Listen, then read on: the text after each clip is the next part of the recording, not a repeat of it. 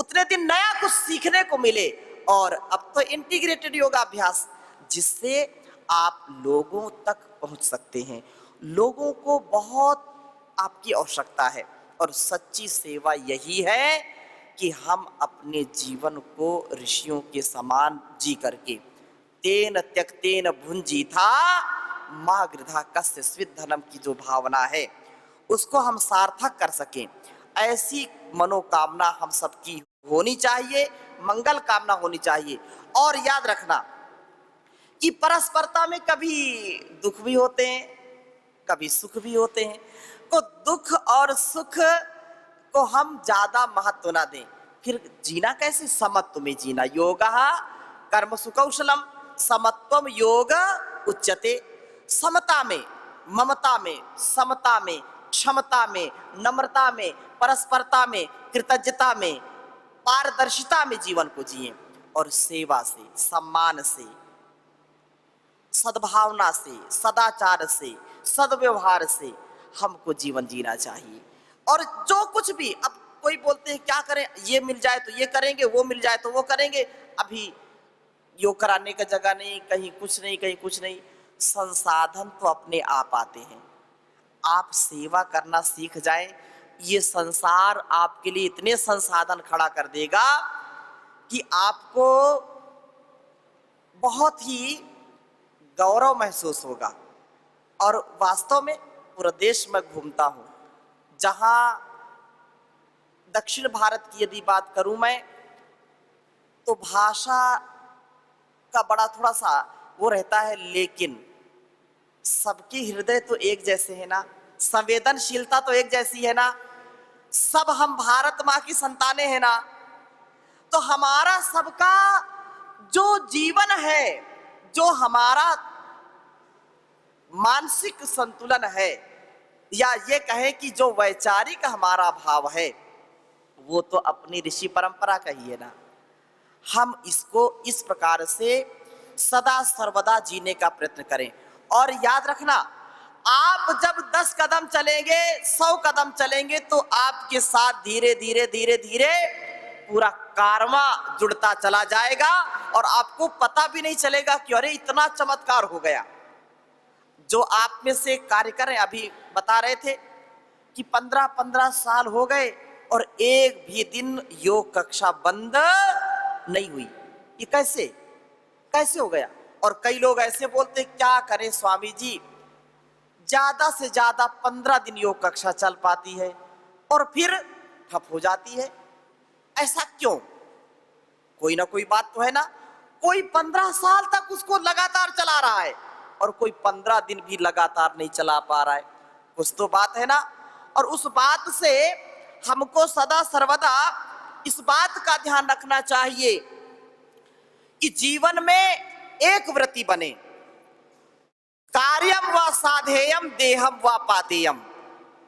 ध्येय मार्ग पर चले वीर तो पीछे अब न निहारो, हिम्मत कभी ना हारो। मत देखो कितनी दूरी है, कितना लंबा पथ है, और न सोचो साथ तुम्हारे आज कहां तक जग है। लक्ष्य प्राप्त की बलवेदी पर अपना तन मनवारो, हिम्मत कभी ना हारो। ये जीवन का जीने का रहस्य है। और इस प्रकार से घर परिवार भी उन्नत तभी बनता है, संगठन और संस्थान भी उन्नत तभी बनेगा जब एक वृत्ति बनेंगे, एक संकल्प के साथ। परम पूज्य गुरुदेव का जो यह वाक्य है, ध्येय वाक्य है, स्मरण सदा कराते रहते हैं कि विकल्प रहित संकल्प और उसके लिए अखंड प्रचंड पुरुषार्थ। इतनी बातें भी हम याद रखें तो जो कुछ भी हमको प्राप्त होगा वो पर्याप्त होगा, जो प्राप्त होगा वो पर्याप्त होगा। और निरंतर इसकी जो है आप जो हम वाणी बोलते हैं, सुनते हैं, वो आप वाणी हो जाएगी, ऋषि वाणी हो जाएगी। आपका बोला हुआ, आपका किया हुआ लोगों को अनुकरण करना पड़ेगा, उसका अनुसरण करना पड़ेगा, क्योंकि आपको कोई किसी से क्लेश नहीं, किसी से द्वेष नहीं, किसी से अपेक्षा नहीं, किसी की उपेक्षा नहीं। दो चीजें जीवन में हम सीख जाएं, अपेक्षा और उपेक्षा। अच्छे लोगों की अपेक्षा करना, अच्छे लोगों की, अच्छे विचारों की, अच्छे गुणों की क्या करना, अपेक्षा। गलत विचारों की, गलत आहार की और गलत जो है व्यवहार की क्या करना, उपेक्षा करना।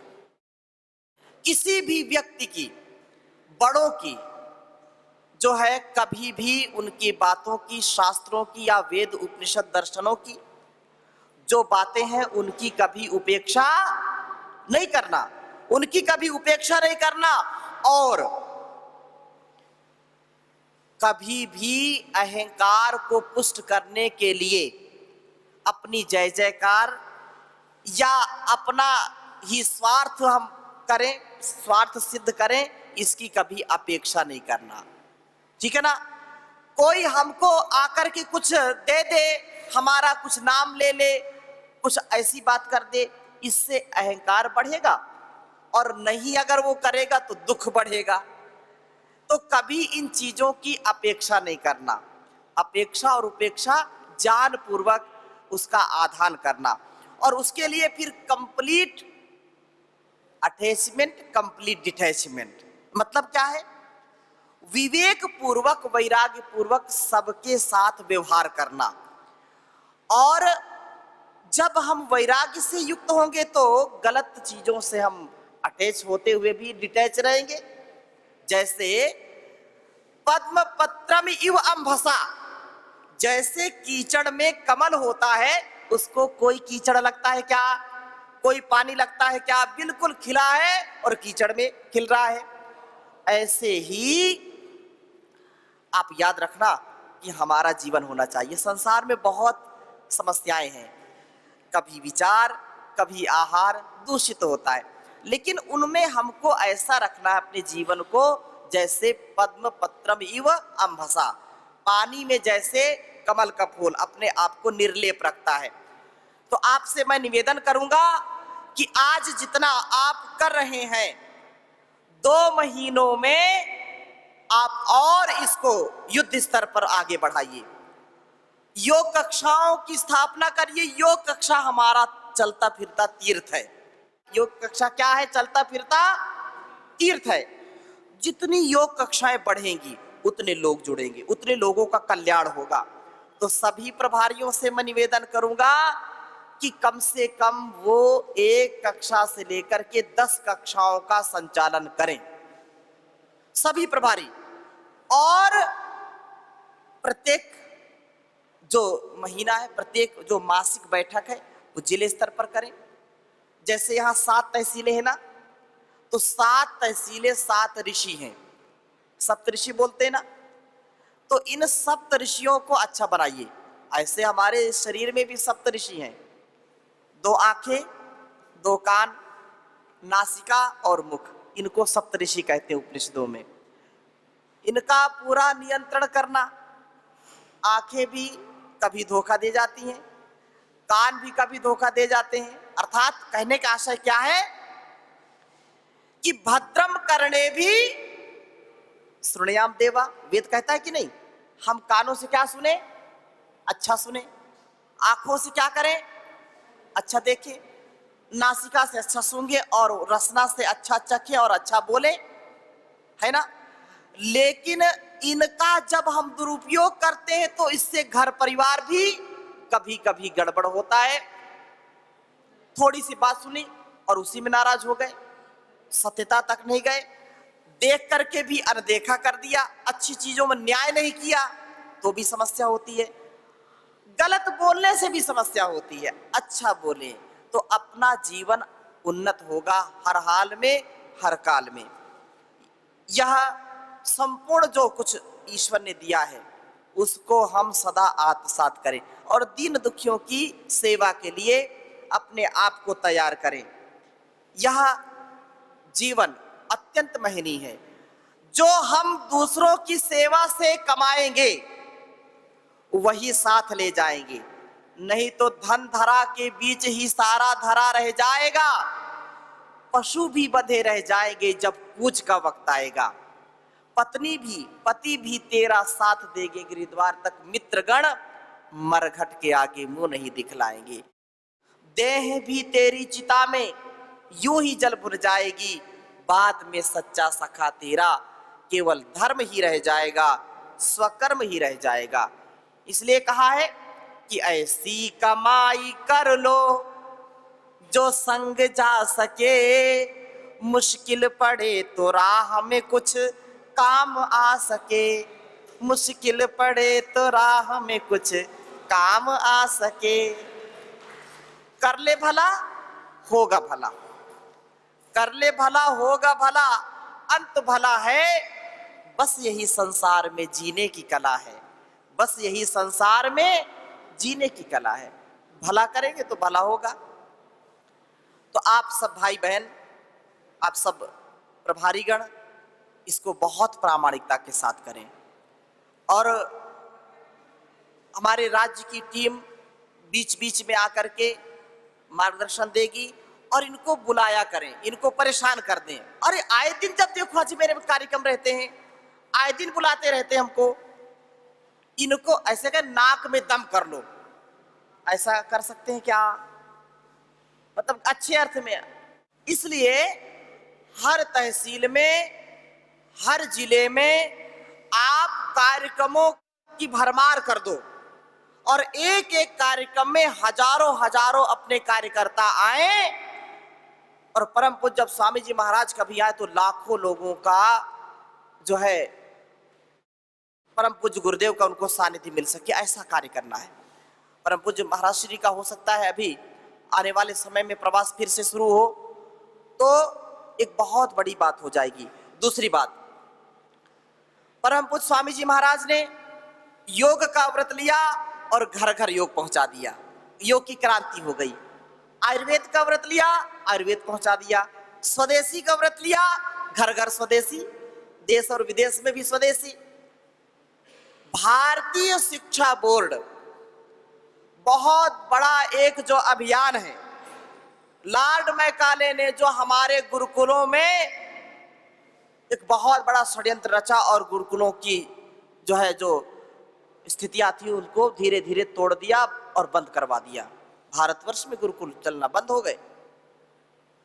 उस गुरुकुलीय परंपरा को, उस भारतीय शिक्षा को, संस्कृति को भारतीय शिक्षा बोर्ड के माध्यम से पुनः भारतवर्ष में प्रतिष्ठित करने का कार्य परम पूज्य स्वामी जी महाराज ने कर दिया है। और क्योंकि अन्य प्रांतों में उसका जो है उसकी स्वीकृति हो गई थी, राजस्थान में नहीं हुई थी, तो यह भी एक शुभकामना, शुभ संदेश, एक सूचना आप सबके लिए है कि राजस्थान सरकार ने भी भारतीय शिक्षा बोर्ड को मान्यता दे दी है। अब ठीक है, आचार संहिता लगी, बहुत सारी बातें हैं, लेकिन ठीक है, जब जब आए मस्तिष्क में, जब मतलब क्या बोलते हैं, हाँ, सुबह का भूला यदि रात को घर वापस आ जाए तो उसको भूला नहीं कहते। तो देर सही, देर आए दुरुस्त आए। तो भारतीय शिक्षा बोर्ड का भी बड़ा कार्य हो गया है। ये बहुत स्वर्णिम काल है, क्योंकि इसमें योग की, आयुर्वेद की स्वीकार्यता बढ़ी है। तो दो तीन बिंदुओं पर मैंने आपको जो है निवेदन किया है। एक तो हर महीने बैठक करें, मिनट्स बनाएं, एक एक महीने का टारगेट बनाएं, और योग कक्षाओं को बढ़ाएं, इंटीग्रेटेड तरीके से, नए नए ढंग से अलग अलग कार्यक्रमों को करें, सहयोग प्रशिक्षण शिविर लगाएं, और प्रीतिपूर्वक सद्व्यवहार करें। No ego, no ignorance. बोलो चालो बको मत, खाओ पियो छको मत, खेलो कूदो थको मत, देखो भालो तको मत। ये कुछ बातें हैं जो हमने बोला उसको हमको करके दिखाना चाहिए, करना चाहिए कि नहीं। इसलिए कहा कि अपने जीवन में हम कथनी और करनी में अंतर न करें। कुछ बातें हो तो कोई बातें, तो उसके लिए फिर क्या है, कभी कभी मन में कोई उलझन होती है, संवाद से, प्रीति से उसको दूर कर लीजिए। जब बैठक करेंगे, चर्चा करेंगे, तो कोई यदि अगर पति पत्नी एक दूसरे से बात ना करें, सप्ताह हो जाए, महीने हो जाए, तो क्या गृहस्थी चलेगी? मैं आपसे पूछ रहा हूं, अगर पति पत्नी एक दूसरे से बात ना करें तो घर गृहस्थी चलेगी क्या? नहीं चलेगी। ये बात है ना, क्योंकि अपन को तो इसका कोई अनुभव है नहीं। चाहे मौन रख लो, चाहे बोल, चर्चा कराते रहो, चर्चा में कोई खर्चा है नहीं। तो कहने का आशय क्या है, जब संवाद होगा तो विवाद का कोई प्रश्न नहीं होगा। जब प्रवास होगा तो प्रमाद का कोई अवसर, संवाद करिए विवाद नहीं, प्रवास करिए प्रमाद नहीं, और फिर आगे इसको बढ़ाते जाएंगे। बहुत आपको यश, बहुत कीर्ति और बहुत आपको शुभकामनाएं मिलती इस कार्य से। ईश्वर आपको और आगे बढ़ाता रहे। Time and target based work करें। दिसंबर या जनवरी में हो सकता है राष्ट्रीय कार्यकारिणी की मीटिंग हरिद्वार में हो। उस समय आपको पूरी रिपोर्टिंग देनी पड़ेगी। भाइयों की कक्षाएं कितनी चलती हैं, बहनों की कक्षाएं कितनी चलती हैं। तो फिर क्या है, रिपोर्टिंग भेजो तो हड़बड़ तड़बड़ मच जाता है और गड़बड़ हो जाता है। फिर मैं जिला प्रभारियों से भी और राज्य प्रभारियों से निवेदन करूंगा कि कक्षाओं को बढ़ाइए। कक्षा कौन स्थापन किसने किया, कक्षा को शुरू किसने किया, उसका नाम लिखिए। अब वर्तमान में कक्षा कौन चला रहा है, उसको भी लिखिए।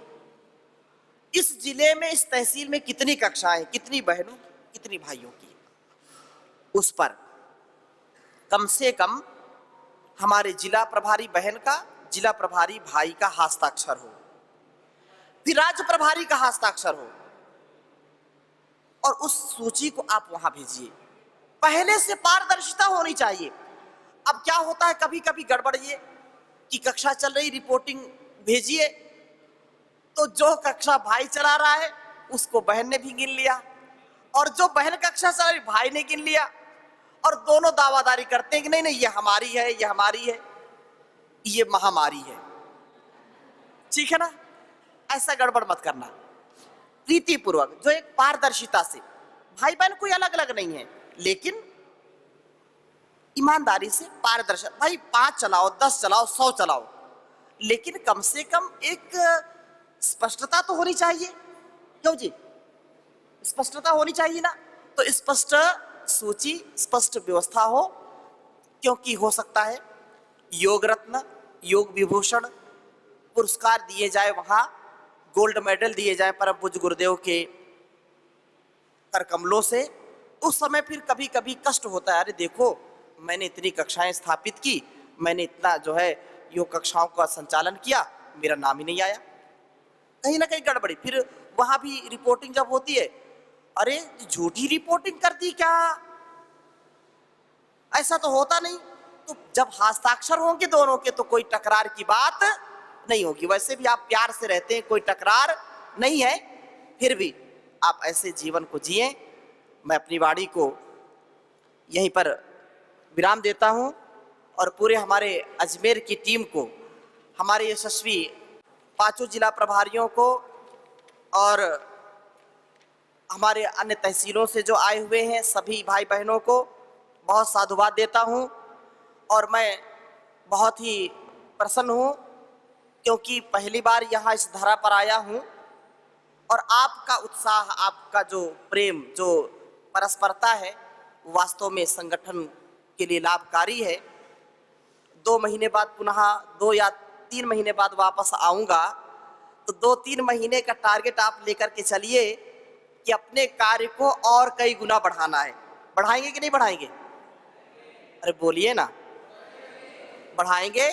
ये यशस्विता के साथ इसको आगे बढ़ाइए, प्रीतिपूर्वक।